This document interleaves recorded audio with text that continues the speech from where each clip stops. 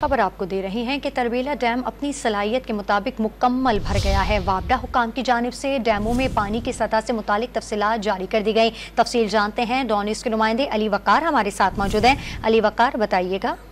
हाँ जी, बिल्कुल। वापडा के मुताबिक इस वक्त पाकिस्तान में जो बड़े डैम्स हैं वो तकरीबन अपनी मुकम्मल कैपेसिटी को पहुंच चुके हैं, जिसमें तरबेला डैम में 1550 फुट पानी इस वक्त मौजूद है। उसमें पानी जखीरा करने की जो गुंजाइश है वो 57,66,000 एकड़ फुट है। तरबेला के मुकाम पर इस वक्त दरिया सिंध में जो पानी की आमद वो 2,56,400 क्यूसिक, अखराज 2,35,600 क्यूसिक बताया गया। इसी तरह मंगला के मुकाम पर दरिया जेहलम में पानी की आमद 25,800 क्यूसिक है।